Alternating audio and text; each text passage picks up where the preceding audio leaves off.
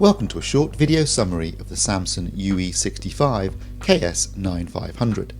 You can read the full in-depth review via the link in the description or by clicking the info button at the top right of the screen. The KS9500 is Samsung's flagship SUHD model.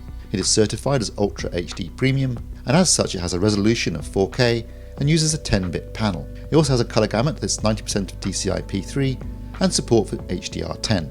It utilises a full array LED backlight, has a 65-inch screen size, and retails for £3,799. The KS9500 uses a bezel-less design with a 1cm wide black border around the screen. There's a silver trim around the outer edge, and the build quality is excellent. The TV itself sits on a solid and attractive stand that complements the curved panel. Whilst it can't be swiveled, there is the option to wall mount. The rear forms part of Samsung's 360-degree design, with only a minimal amount of connections on the panel itself. These include a common interface slot, a USB port and an Ethernet port, but there is also built-in Wi-Fi. All the other connections are on the mini One Connect box. Here you'll find optical digital output and 4 HDMI inputs, all of which are HDMI 2.0A with support for HDCP 2.2 and HDR, and one of which supports ARC. There are twin tuners for terrestrial and satellite TV, as well as 2 more USB ports.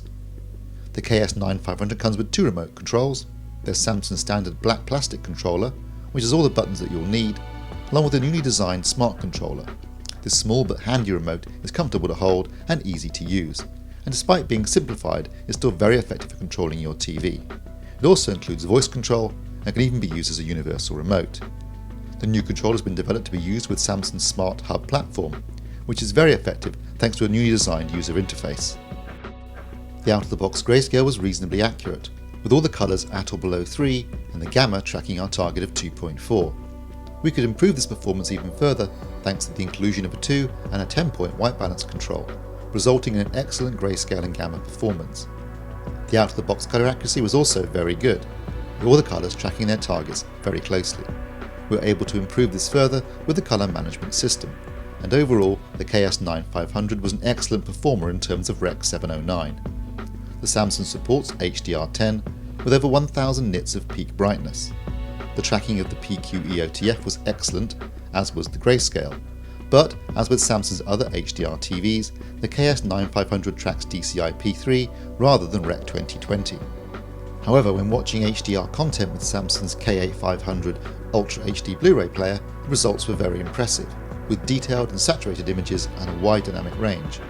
The full array backlight handled HDR content very well with no backlight issues, and it was equally as impressive as standard dynamic range content, delivering highly accurate images and great motion handling.